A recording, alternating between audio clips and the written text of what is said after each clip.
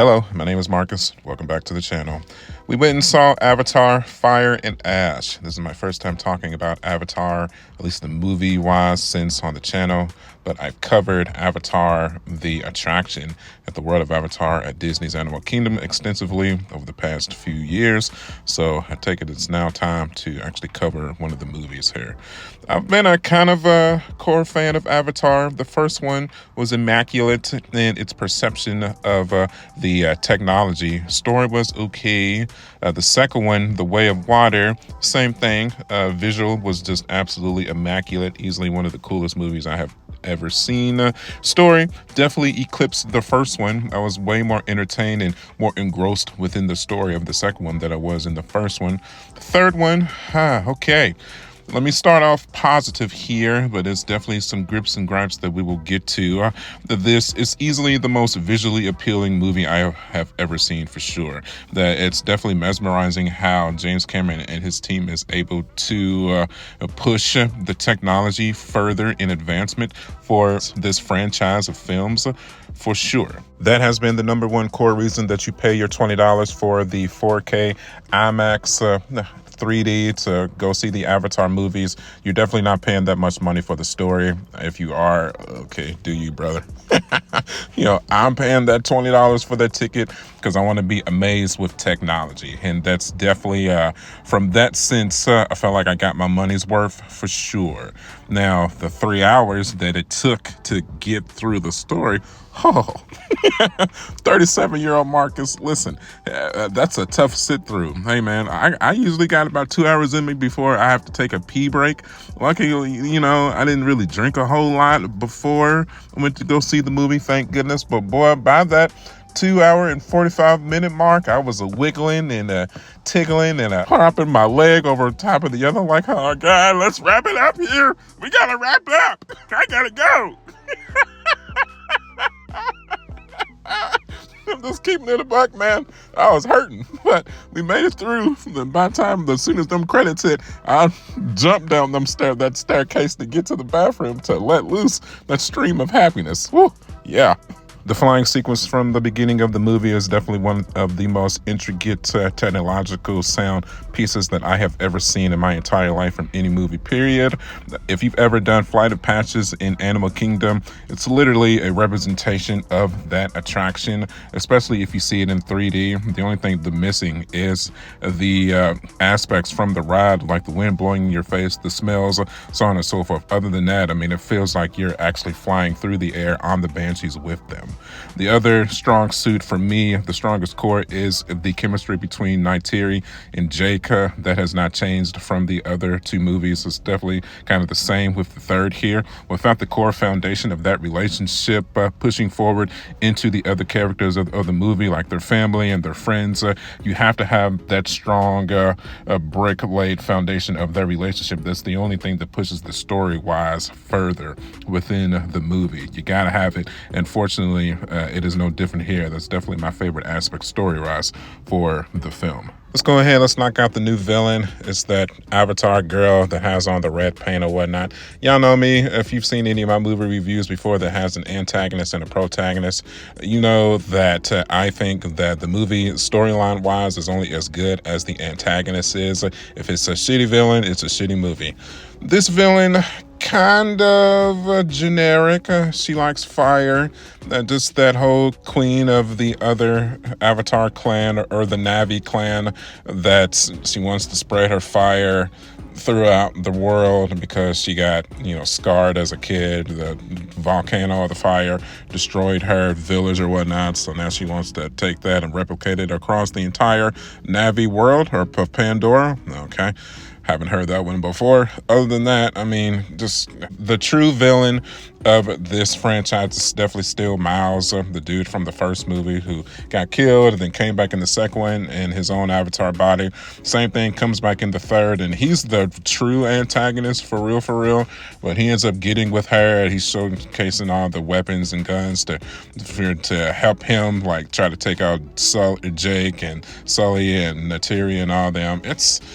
It's okay. Story-wise, it's just all right, bro. It kept me entertained. It was just, I've seen it before. I've seen it 1,000 times in different movies, actually.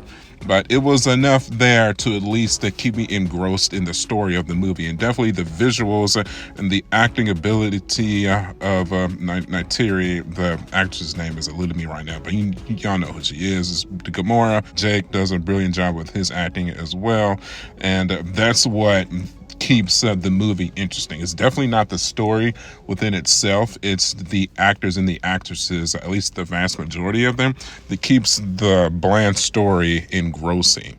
Especially during the middle of this, that they're still grieving their firstborn son. So that definitely helps add on to the emotional stability of the film as well. Okay, that's enough of the positive and the mid talk and whatnot. Let's get down to the root of my biggest issue with Avatar. And that is going to be the character Monkey, Miles' son, the human character that the story, the base of the story is centered on. So some stuff happens and he ends up almost dying and then gaining the ability to breathe on Pandora. Cool. That was a really cool sequence. He ends up falling in love with the stepchild of Jake and Neytiri that got her genetic code from Sigourney Weaver's character from the first movie. Yeah, that's a whole different cup of worms within itself. Okay, those two really hold no chemistry at all. I don't know why. How they found a romantic interest within one another. Just, I wasn't feeling it. You know, you can tell that from a mile away that they were clearly acting not well. They weren't acting well. But he definitely would have felt more natural with Jake and Neytiri here. Like, it's definitely just two awkward kids finding feelings for one another. Maybe that was on purpose, I guess. But, and that's the sad part. That was kind of more of my favorite story aspect of Monkey's character. The other aspects of just him just being loud and annoying and like, whoa, every time they would win a fight. Yeah, that's right, assholes. Ha ha, up yours. It was just kind of, you know, that 90s kid character that was kind of the bully, the one with the, we're with attitude. That's just, he might go down as one of the most annoying characters I've interacted with in all of 2025. Like, bro, I was trying so hard. Like, he's just a kid. I know for a fact he's only doing what James Cameron was asking him to do. It's like, probably more attitude, more just put more oomph in your lines. Like, yeah, dude, yeah, whoa, let's do it, woohoo! Like, oh God, somebody help me, this ain't it, chief, cut, try it again. Especially when every other character in the entire movie is like dead scorn, serious, not joking around. They're so effing serious. And then you got Monkey's character, whoa, and then it was a few times where Jake's just looking at him like, why is he here? And then, of course, like, Neytiri wanted to kill him through like 75% of the movie. And then, I'm not rehashing the entire story here. It gets to a point where it's almost safer for them to, kill Monkey themselves because the human characters, who is the true antagonist, they want to try and replicate the stuff that got into Monkey's lungs so that humans can breathe on Pandora, and then if that happens, then the Na'vi will pretty much be extinct. So Jake and Neytiri could decide that they should probably kill off Monkey to save the Na'vi. And that whole sequence is supposed to be super emotional. I admit it got me a little bit. I felt that lump coming up in my throat a bit, especially when Monkey, I'm like, it's okay, Dad, I accept it. I'm like, you fucking son of a bitch, I hate you, but you're making me sad. So I give him that. That was a really good scene. But I'm like, dude, like, if there was one kid character that I felt needed to, like, not make it through the story, the Monkey would definitely be my personal choice. Especially doesn't help that he's also the biological son of Miles, the main antagonist of the story as well. Just, dude, it's just exhausting. Maybe it wouldn't have been as bad if the movie was only like 2 hours. But bro, by that third hour though, dog, I'm like, hey man, this is a whole lot. There's a whole lot of monkey going on here. A whole lot of monkeying around.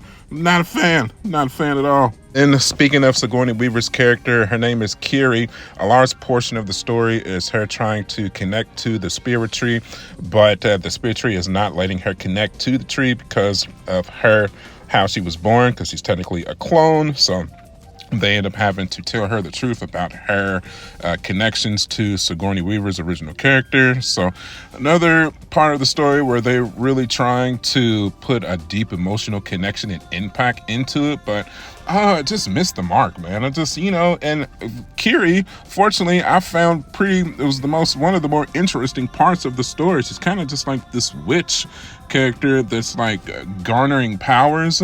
Like she can heal someone, she can connect to the earth of Pandora, and she can talk to the animals and whatnot. It was cool, man. It really was. But just some parts of her story just fell flat too, specifically her relationship and non-chemistry with Monkey. I wasn't feeling it. It was like kind of like a 50-50 there. And then that takes us to the other son, Loatuk, is that his name? Pretty sure that's his name. Of course, he's grieving because he still blames himself for the death of the older brother, because he went to go save Monkey and some other people in the second movie, and that led to the older brother's death. And then it doesn't help that Jake blames him for that death as well. That's kind of weird. I don't know how I feel about that story aspect. And then it comes to a head where he continuously blows up and treats him like shit throughout the first 80% of the movie, till finally he kind of garners his approval with training and showing that he's capable and in a battle, even though these are still technically kids fighting a war. That's what's kind of blowing my mind too. It's not like they're old. I mean, what is he, 14, 15 years old, and he's shooting? He's literally in a war. That's kind of the other weird part of the story that nobody is talking about. He's got his kids fighting. They're shocker. Some of them are gonna get killed. That's that's kind of definitely the weird thing about the Na'vi people. They have their pregnant women fighting. They have their kids fighting from the time they're 10. Why is nobody talking about this? It's so weird. I'll talk about it. It's weird. It's weird, man. But again, they're not humans. They're not humans. So I guess it's just one portion of the story that we have to accept. I'm gonna switch off the story here for a second. Fight scenes were cool. That final battle between Jake and Miles fighting over Monkey, and then Monkey kind of hopping in the middle, and then them having to stop fighting to save Monkey. Haha, shocker. And then Miles ended up falling to his death when the Sully family had him covered.